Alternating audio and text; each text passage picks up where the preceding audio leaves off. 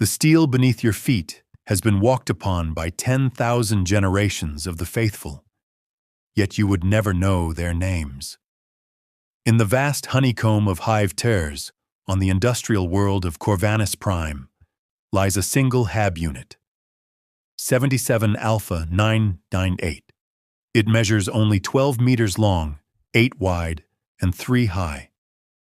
Within this confined space, a family of 4 has lived for 37 years.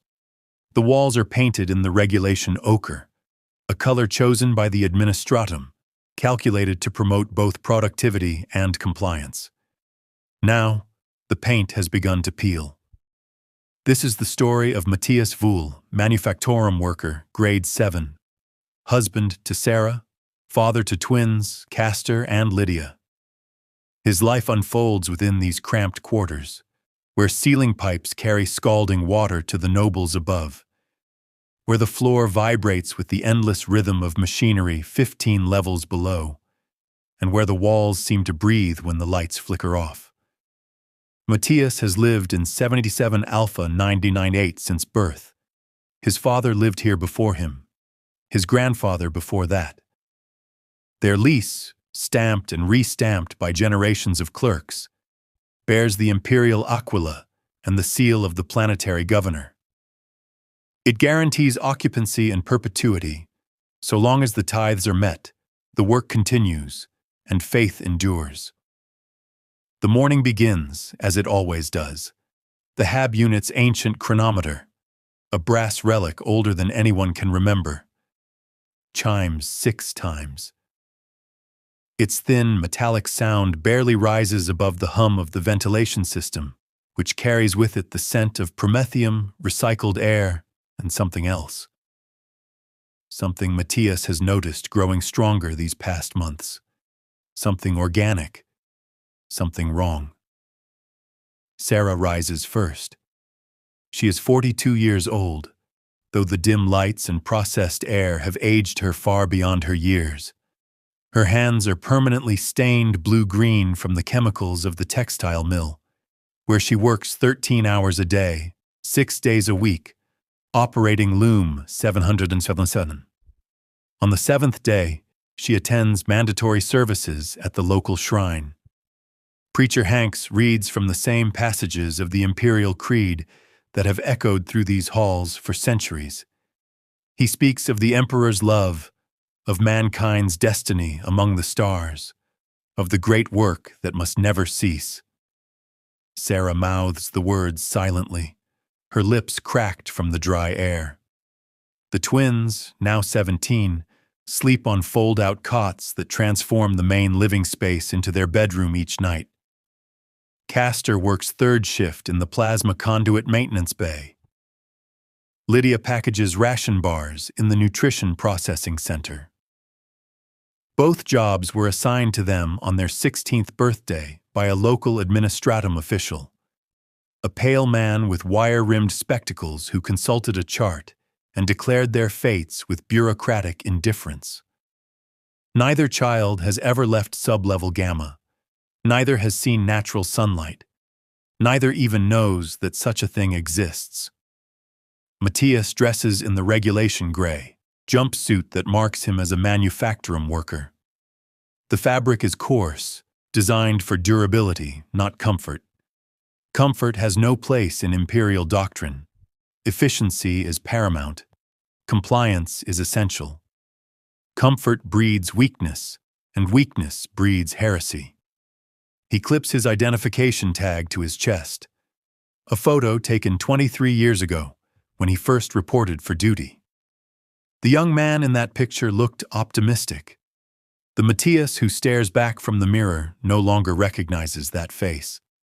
The family's kitchen is nothing more than a counter, a protein synthesizer, and a water reclamation unit.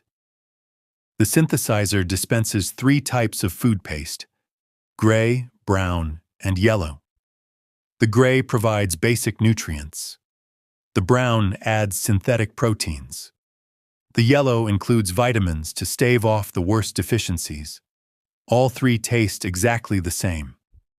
The reclamation unit turns waste liquid into potable water, through processes Matthias neither understands nor questions. Understanding is not required, only consumption. Breakfast passes in silence, not out of anger but necessity. Conversation has become meaningless. The work does not change. The quotas do not change. The regulations do not change. Yesterday was identical to today, and tomorrow will be identical to both. This, Preacher Hank says, is the great gift of imperial society, the elimination of uncertainty. Every citizen knows their place, their purpose, their worth to the greater machine. There is comfort in this knowledge, he says. There is peace in acceptance. But Matthias has begun to notice things that disturb that peace. It began 3 months ago, a faint scratching sound from within the walls. At first, he blamed the building's age. After all, 77 Alpha 998 was built during the 38th Millennium. Structural reports, reviewed annually by the proper authorities, confirm the complex remains sound and suitable for habitation. Load-bearing walls remain stable. Systems function within approved parameters. Plumbing delivers adequate pressure. So the scratching, Matthias reasoned, must be nothing more than the ancient metal settling. Then came the whispers. Late at night, when Sarah and the twins sleep, Matthias lies awake, listening to the familiar sounds of the hab. Pipes gurgling overhead, machinery humming below, footsteps echoing in the corridor. But now there are other sounds, soft voices speaking words he cannot quite understand. They seem to come from behind the wall that separates his home from Hab Unit 77 Alpha 997, where the Korvac family lives. But the timing is wrong. The Korvacs work second shift and should be asleep during those hours. He considered reporting it to the local administratum office. Form 777 Delta allows residents to file complaints about noise disturbances. The process is simple. Complete the form in triplicate, submit to the proper clerk, and wait for investigation. But something stops him. Maybe it's the knowledge that investigations often lead to relocation, and relocation means separation from the only home his family has ever known. Maybe it's fear that investigators might uncover something worse than noise. Or perhaps it's simply that instinct every imperial citizen has, that some things are better left uninvestigated. The wall looks normal, regulation ochre, scuffed and stained by decades of life. Nothing unusual, except for a small crack near the ceiling. 15 centimeters long, barely visible unless you know where to look.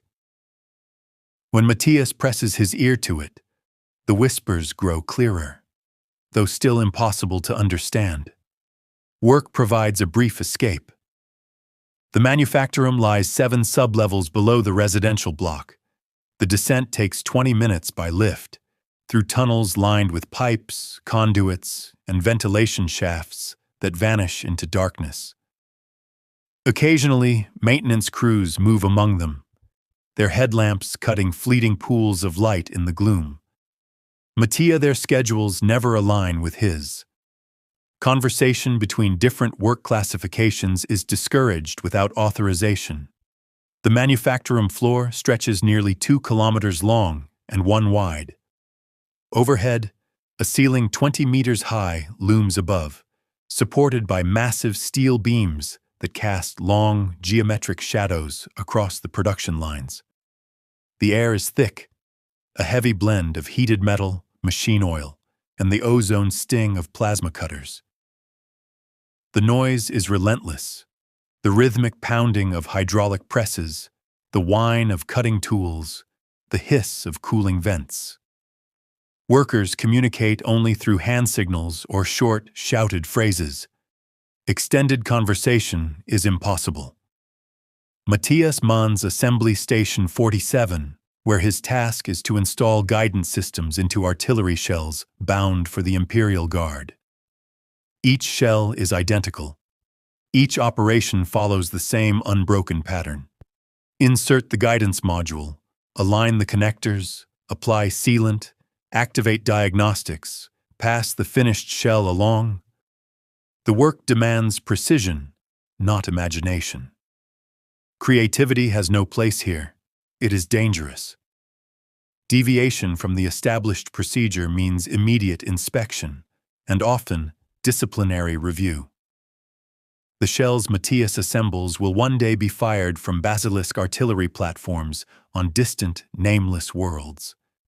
They will explode among enemies he will never meet, scattering the dead whose final thoughts will be of homes they will never see again. This knowledge does not trouble Matthias. It is not meant to. His role in the great machine of imperial industry is small, but vital. Without his labor, the shells would not fire. Without the shells, the artillery would fail. Without the artillery, worlds would fall to Xenos or heretic rebellion. And without the Emperor's protection, humanity itself would be consumed by the darkness between the stars. That is the logic of the Imperium, the logic that governs every life, every choice, every breath. The work shift ends as it began, to the metallic chime of the chronometer. After 12 long hours, the workers of the manufactorum set down their tools and begin the slow ascent home. The lifts carry them upward through the same tunnels they descended that morning. The harsh brilliance of the manufactorum's white lights fades into the amber gloom of the residential levels. Eyes sting in the dimness. Some workers blink rapidly to adjust. Matthias simply stares forward, his mind already moving through the steps of the evening routine. Dinner awaits, prepared by Sarah, who returns from the textile mill half an hour before him. The meal, as always, consists of protein paste, synthetic vegetables, and a carbohydrate supplement. The vegetables are grown in the hydroponic farms 3 levels below. Pale and tasteless, they are engineered for nutritional efficiency, not flavor.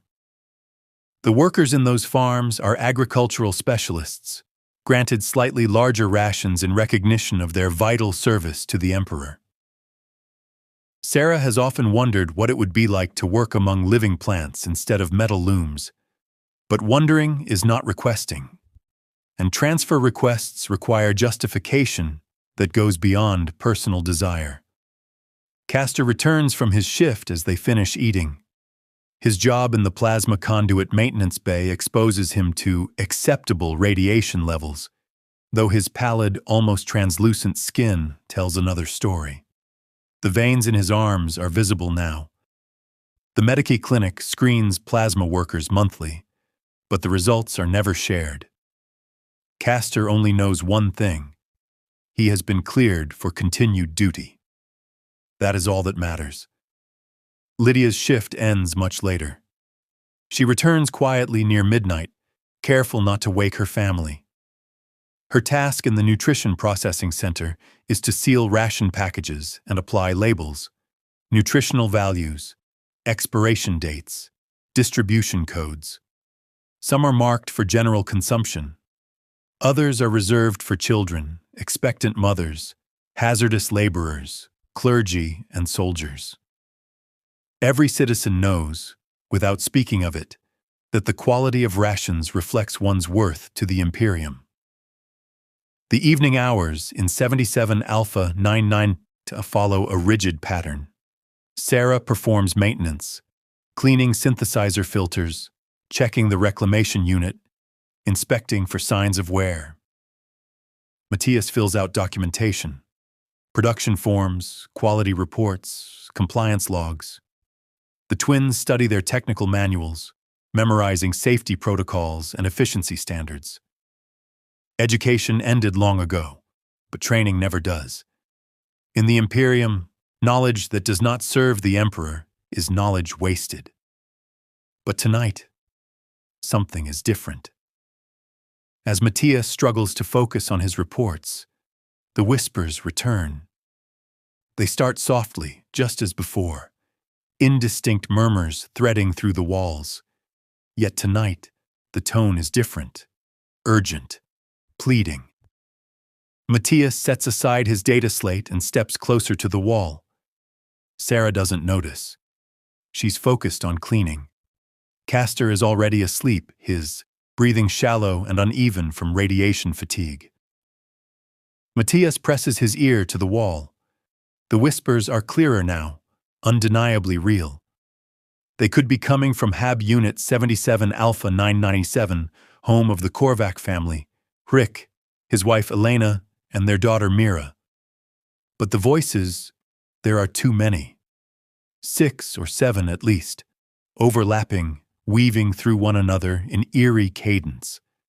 And the crack, it has grown. What was once 15 centimeters long now stretches nearly 30, running toward the floor. The edges are no longer straight. They twist and curl like veins, or roots, or the limbs of some diseased tree. When Matthias runs his fingers along it, the wall feels warm. That should be impossible. The interior walls are not connected to any heating systems. The ambient temperature of the Hab is a constant 18 degrees Celsius. Over the following weeks, the changes continue. The protein synthesizer sometimes emits paste that smells faintly of rot. The water reclamation unit produces liquid with a metallic aftertaste. The chronometer, once perfectly precise, now lags, losing minutes every day. But Sarah and the twins notice none of it. When Matthias mentions the strange smells or tastes, they only look at him with mild confusion. Concern, perhaps, but no recognition. The work continues. It always continues.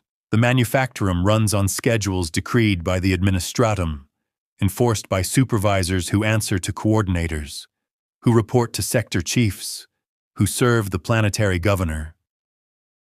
The hierarchy stretches upward into the endless bureaucracy of the Imperium, each level filtering the truth into data, numbers, and meaningless reports.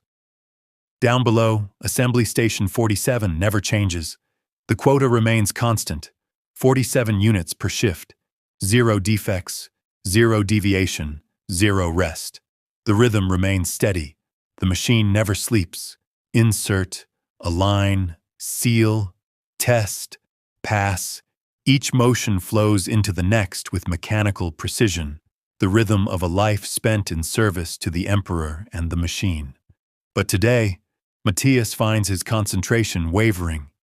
His thoughts keep slipping, circling back to the whispers, to the growing crack in his wall, to the quiet changes in his home that no one else seems to notice.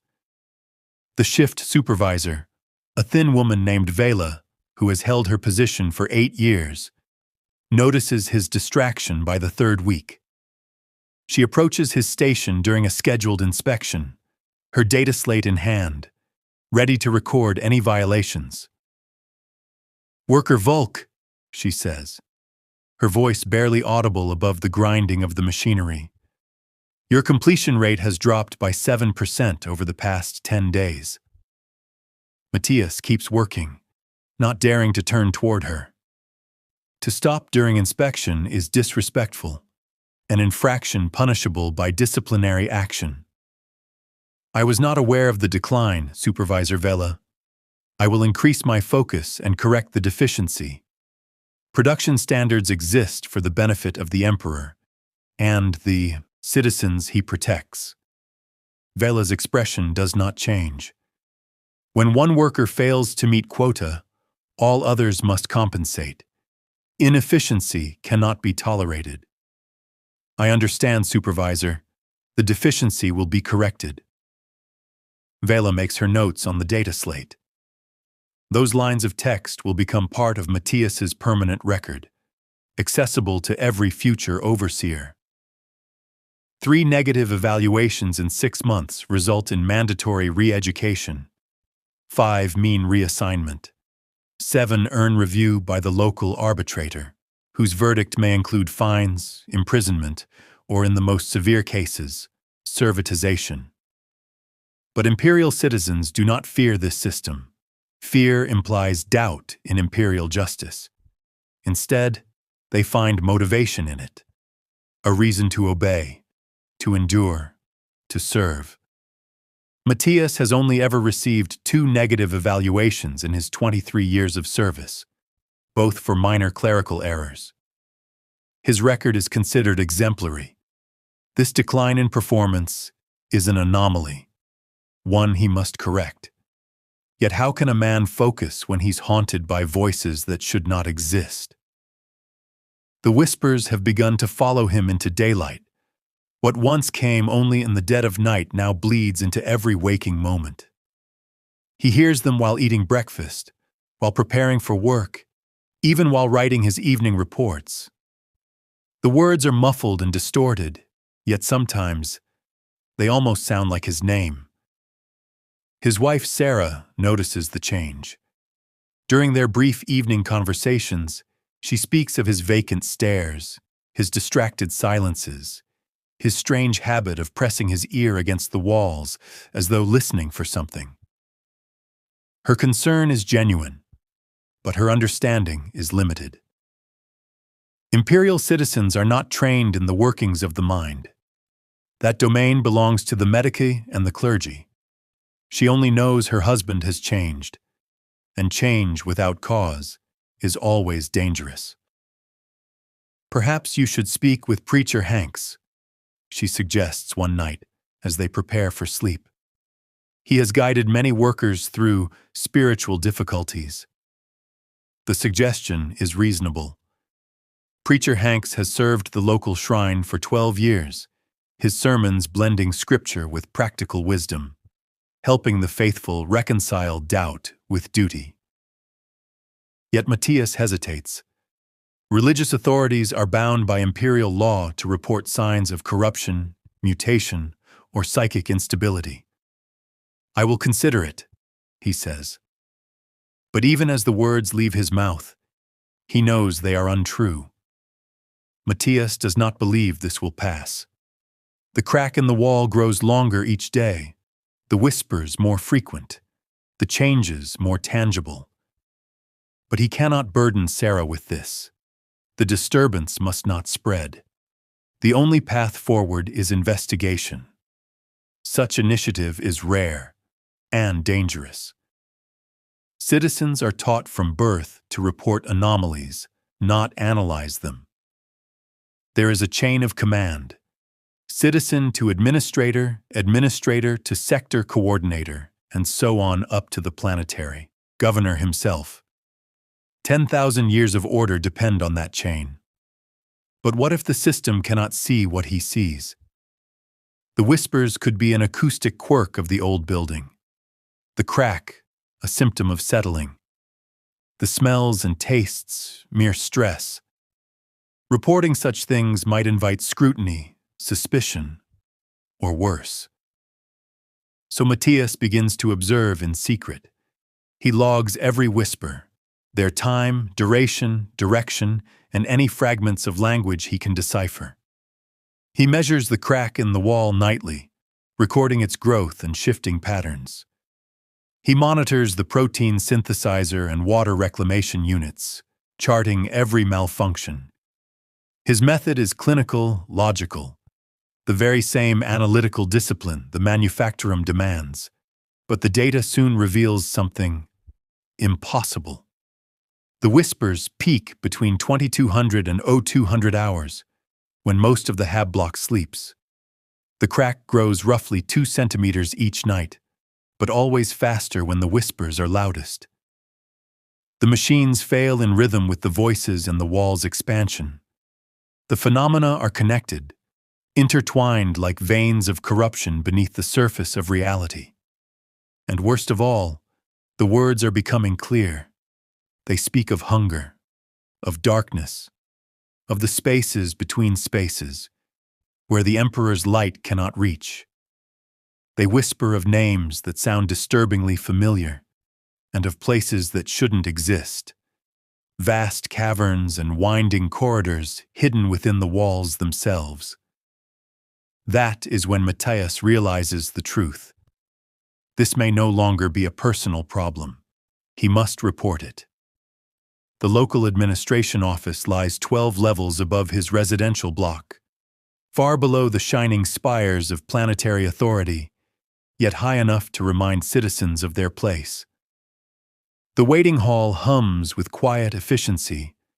40 chairs, 3 clerks, 7 sectors worth of bureaucracy. Matthias sits with complaint form 77 Delta, completed in triplicate as regulation demands. He has chosen his words carefully. Unusual acoustic phenomena, minor structural irregularity, intermittent equipment performance variations. No mention of whispers, no talk of the dark. When his number is called, he steps forward to the counter. The clerk, Valdris, a middle-aged man with thinning hair and ink-stained fingers, scans the form. Hab Unit 77 Alpha 9998, he mutters.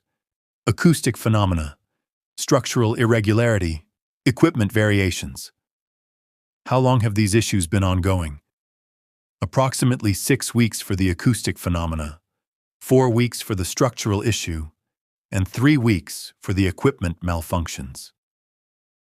Clerk Valdris nods and begins typing into his data slate, the soft clicking of the keys barely audible beneath the humming fluorescence. Have you consulted with your neighbors regarding similar experiences? He asks. The question is standard, a method of determining whether a reported problem is isolated or indicative of a broader malfunction within the Hab block. Matthias hesitates. The Korvac family in 77 Alpha 997 work alternating shifts. He rarely sees them. The Brennis family in 77 Alpha 999 are an elderly couple who communicate mostly through written notes. I have not consulted with my neighbors, he replies. Valdris lifts his eyes. Investigation protocol requires neighbor consultation prior to administrative review. Please complete verification form 2222 Alpha with signed statements from adjacent residents, then return for processing. The additional form requires written confirmation from both neighboring units, signed, dated, and stamped with official identification numbers. Only then can the administratum proceed with a formal investigation. Matthias accepts the form, though inwardly he feels a flicker of unease. Approaching neighbors about sensitive anomalies demands careful balance between duty and discretion. Privacy laws are strict.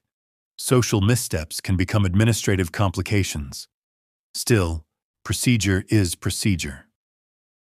That evening, Matthias approaches Unit 77 Alpha 997, the Korvac residence. He times his visit carefully, believing they should have returned from their second shift assignments. The door slides open just a fraction, revealing a young woman he does not recognize. Her skin is pale, her hair dark, pulled into a tight braid. Her clothing is standard issue, yet something about her bearing feels wrong. Yes? She asks, her voice calm but distant. I am Matthias Volk from 77 Alpha 998. I seek to speak with the Korvac family regarding an administrative matter. Her expression remains neutral, but her eyes dart briefly over her shoulder before she replies. The Korvacs are not available at this time. Perhaps you could return at a more convenient hour. The response is unusual. Second shift citizens should be awake now, and administrative inquiries typically override convenience. When would be more convenient? Matthias asks. I will inform them of your visit, she replies curtly. They will contact you if they wish to discuss the matter. The door closes before he can answer. Matthias remains in the corridor, frowning. A visiting relative, perhaps? Such visits require advance registration. A temporary reassignment? That would be announced publicly. The alternative, that she should not be there at all, is one he dares not entertain. His second visit proves equally troubling. When Matthias knocks on the door of 77 Alpha 9999, he is greeted by Marcus Brennus, an elderly man with the bearing of one who has spent a lifetime in service. Marcus listens politely as Matthias explains the verification requirement. "Unusual sounds, you say?" Marcus asks, his brow furrowing. "My wife and I have noticed temperature fluctuations and sometimes electrical irregularities. Lights dimming, panels humming." Matthias feels both relief and dread. Relief that his experiences are not isolated. Dread that the problem may be far larger than his own home. Marcus agrees to sign the verification form, but he offers something more. "Perhaps we should coordinate our efforts," he suggests. "If multiple units report the same anomalies, the administratum will be forced to take notice." The suggestion is reasonable, efficient even, but dangerous. Joint complaints imply collective organization, a practice often scrutinized under imperial law. Unauthorized assemblies, even those born from good intent, can be interpreted as subversive behavior. Matthias considers carefully before answering. Agreed. Efficiency serves the emperor. Over the next 3 days, they meet after their shifts to compile their documentation. They stand in the dim corridors outside their units, as regulations discourage extended visits between families without authorization, and speak in low voices, careful not to draw attention. The corridors grow eerily quiet during these meetings. Few citizens pass by. Fewer still acknowledge them. Their combined data paints a grim picture. Marcus's electrical anomalies align precisely with the timing of Matthias's whispers. Both families experience mechanical failures in synchronized intervals. Most disturbing of all, Marcus reports a structural irregularity of his own. A crack, identical to Matthias's, splitting the wall that separates their hab units. 45 centimeters long, growing roughly 2 centimeters per day, and curving in organic, unnatural arcs, not the straight fractures of ordinary stress. But Marcus's discovery is worse. He hears sounds, not whispers, but scratching, breathing, slow, rhythmic, as though something alive is moving within the wall. The sounds occur during the same hours that Matthias hears his voices. That should be impossible. According to the building schematics, the walls between hab units contain only 15 centimeters of insulation and metal support. No space for movement, no space for anything. And yet, something moves, something breathes, something exists where nothing should. Together, they draft a joint complaint, 5 copies as required by regulation. The report is meticulous. Timestamps, measurements, correlation graphs, neutral language. No speculation, no heresy, only data. They request a formal investigation to restore hab unit safety and maintain environmental integrity.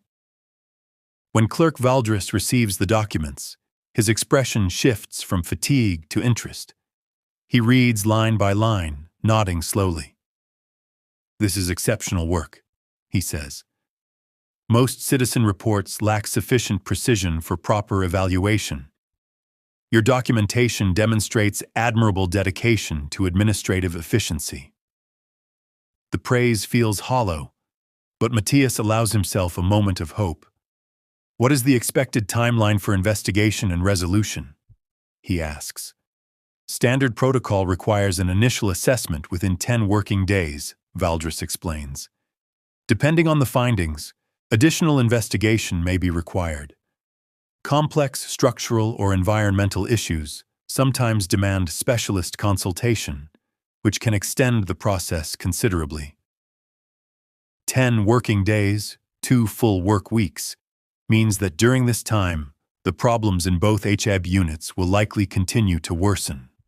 The cracks will grow larger, the sounds will become more frequent, and whatever exists within the walls will have more time to establish itself.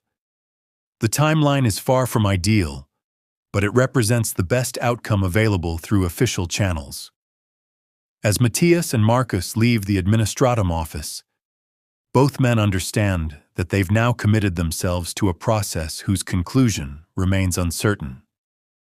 Their joint complaint has been filed and accepted, yet the official investigation might uncover issues beyond simple maintenance or repair.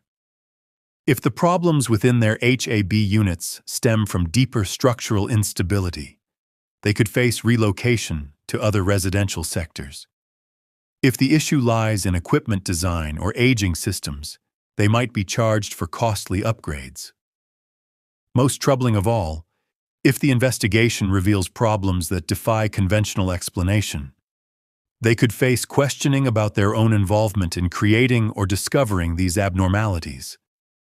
Imperial authorities are trained to consider all possibilities when evaluating unusual circumstances, including whether the citizens reporting the issue might themselves be part of the problem. Yet ignoring the escalating situation would only make things worse. The whispers in Matthias's walls have grown more frequent and urgent. The cracks in both units continue to expand.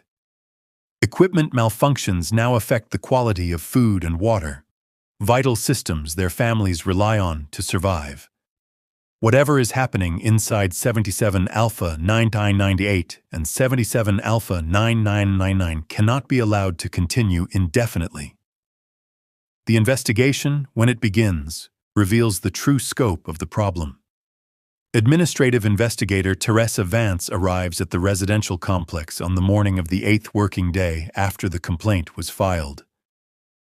She's accompanied by building inspector Jonas Kreiber and technical specialist Lisa Morrison, a full team, indicating that the administratum has taken this matter seriously.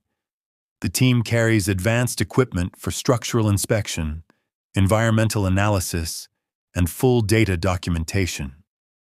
Matthias and Marcus meet them in the corridor outside their respective HAB units, both having taken leave from work for the day. A mandatory requirement, despite the financial hardship it causes.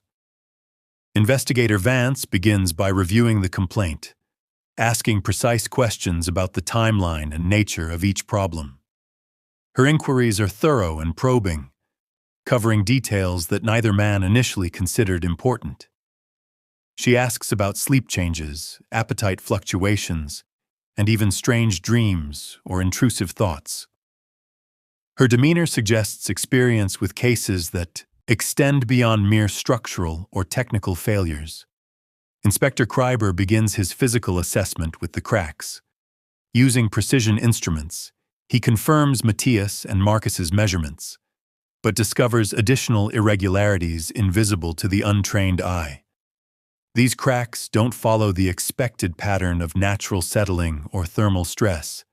Instead, they trace curved, organic-looking channels through the wall material, as if following the path of least resistance while minimizing actual damage. This isn't typical crack propagation, Kreiber explains. The pattern suggests external pressure, something pushing outward from inside the wall, but there are no internal systems that could produce that force. Meanwhile, technical specialist Morrison performs her environmental analysis with advanced sensors.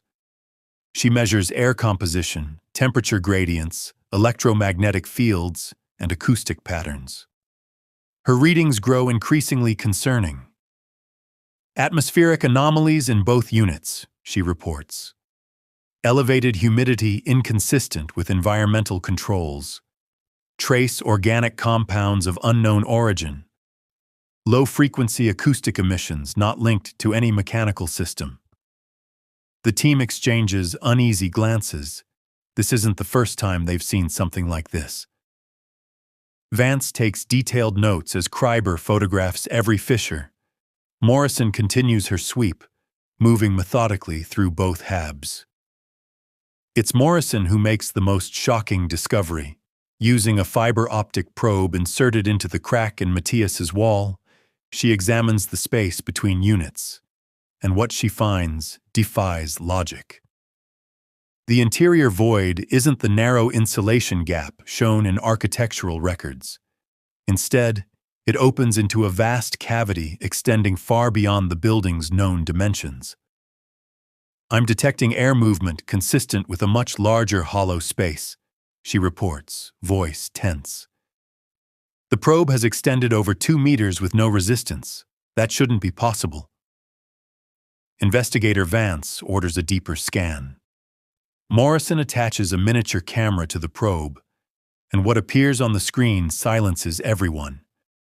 The cavity is immense, stretching vertically beyond the camera's light. The inner surfaces are not rockcrete or metal. They look organic, pulsing slightly, as though alive. The air moves with strange rhythm, not mechanical but natural, like breathing. Then, movement. Shadows drift across the view, shapeless but purposeful. The camera briefly catches what looks like carvings, symbols etched into the walls, but they're written in no known Imperial dialect. "I need to report these findings to Sector Command immediately," Vance says grimly. This exceeds standard habitability assessment. Her statement leaves no doubt. When investigations escalate beyond local authority, it usually means intervention from higher powers, the ecclesiarchy, adeptus mechanicus, or, in the most dire circumstances, the Inquisition. As Vance transmits her report via secured Vox channel, Kreiber continues inspecting the structure. His findings are equally disturbing. The cracks are spreading, not only between units, but throughout the walls, ceilings, and floors, creating a network of organic fractures connecting once sealed spaces. "These aren't random," Kreiber mutters. "They're forming pathways." Morrison's sensors now detect similar environmental anomalies in nearby residences. The contamination, if that's what it is spreading. Either other residents haven't noticed, or they're too afraid to report it. After 6 exhaustive hours, Sector Command responds via encrypted transmission. Vance reads the message silently, then turns to the residents. "Your HAB units are now classified as temporarily uninhabitable," she announces. "You and your families will be relocated within 48 hours." The urgency of the order makes the danger clear. Matthias and Marcus are given housing requisition forms granting temporary residence elsewhere for 30 days, pending further review. But before the team departs, Morrison's instruments detect one final anomaly, the most horrifying yet. Thermal readings show multiple living entities inside the walls, not pests, not animals, human-sized, body temperatures slightly below human norm. "There's something alive in there," Morrison whispers. 6 or 7, maybe more. They're moving between the cracks. The team freezes as realization dawns. The whispers weren't echoes. They were communication. The creatures have been watching, listening, studying them from within the walls, widening cracks to create hidden observation points. Vance immediately contacts Sector Command again. The response is swift and absolute. The residential complex is to be evacuated immediately, pending the arrival of specialized response teams. All residents are to be relocated to temporary housing facilities, where they will be interviewed individually about their experiences and observations. The building itself is to be sealed and placed under administrative quarantine. The evacuation begins within hours of the investigation team's departure. Official notices appear in every corridor, informing residents that they have 12 hours to gather essential possessions and report to designated assembly points for transport to temporary housing. The notices cite urgent maintenance requirements as the reason for evacuation, making no mention of the true circumstances that have prompted this action. Matthias packs his family's belongings with trembling hands. trying and failing to maintain composure. Sarah asks questions he cannot answer, questions that fall under the category of information not authorized for civilian discussion. The twins, in their youthful innocence, treat the relocation as an unexpected adventure rather than a looming crisis. But as Matthias loads their possessions into the transport vehicle that will carry them to temporary quarters, he cannot escape the weight of what they are leaving behind. They are not merely abandoning their home, they are leaving behind something that has been watching them, something that has learned their patterns, their routines, and perhaps their weaknesses. The beings in the walls remain, their purpose unknown and their capabilities undetermined. The temporary housing facility occupies a converted manufacturing complex in another sector of the Hive city. The accommodations are Spartan but adequate, single rooms with minimal furnishings, communal dining halls, and shared recreation spaces. Residents from 77 Alpha 99 Talhon 8 and neighboring units are housed apart from the general population, a precaution that suggests the authorities consider them subjects of interest or possibly of concern. Individual interviews begin on the second day of relocation.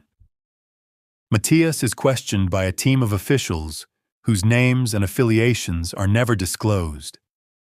Their inquiries are meticulous, structured with bureaucratic precision. They ask about every detail: the timing of events, the sounds, the cracks, the equipment malfunctions, and his mental and emotional state throughout. Their interest centers most on the whispers. They ask him to describe them: tone, language, rhythm. Could he discern any individual words? Did the voices seem to address him directly? The officials record his every answer with clinical detachment, asking follow-up questions that suggest prior familiarity with similar incidents. But when Matthias inquires about the results of the specialized assessment, the thermal signatures, the presence of the entities, whether they had been removed or neutralized, the officials respond only with vague assurances. The matter is being handled by the appropriate authorities. The flow of information is one way. The residents speak, the investigators listen, no explanations are given. Sarah and the twins undergo similar interviews, though theirs are shorter. Sarah reports no direct experiences beyond her husband's increasingly erratic behavior. The twins, too, claim no memory of whispers, cracks, or strange occurrences. This pattern repeats among most evacuees, implying that the phenomena manifested selectively, targeting certain individuals while leaving others untouched. Marcus Brennis's questioning proves far more extensive. For 3 full days, he is interrogated and debriefed. Investigators show him architectural schematics, photographs of other facilities, and comparative data from unrelated cases. They request detailed commentary on his notes and measurements. The scope of their questioning suggests that the anomalies within 77 Alpha 9998 may be part of something larger, something systemic. The temporary housing facility enforces strict regulations limiting communication between residents about their prior experiences. Meal times are staggered, recreation, areas scheduled in shifts, and family groups that once lived side by side are now kept separate. Officially, these measures are administrative conveniences. In practice, they ensure no one can piece together the full picture of what occurred. 3 weeks into relocation, Matthias receives notice that his family has been approved for permanent rehousing. Their new residence lies in sublevel Delta, 2 levels above their old home, but otherwise identical in layout and amenities. The relocation order includes transportation details, work transfer approvals, and utility scheduling. It is, on paper, a promotion, a reward for compliance, but it also guarantees they will never return to 77 Alpha 98. Whatever happened there, whatever still lives there, they will never know the truth. On the day before their transfer, Matthias encounters investigator Vance in a corridor of the temporary facility. She is accompanied by two officials, clipboard in hand, conducting what appears to be a final inspection. When she notices Matthias, she approaches with measured professionalism. "Mr. Vogue," she says, voice calm but edged with fatigue. "Your cooperation during the investigation has been exemplary. Your documentation and observations were vital to our understanding of the situation." Matthias nods politely. Was the problem resolved? Are the other residents safe? Vance pauses before answering. The situation has been contained through appropriate measures. The relocated residents are safe and will remain so in their new accommodations. That is all I can disclose. The choice of words, contained instead of resolved, does not escape him. Containment means whatever lived inside those walls still exists, sealed away perhaps, but not destroyed. Will other residential complexes be inspected? Matthias asks. Appropriate precautionary measures are being implemented across all relevant facilities, Vance replies smoothly.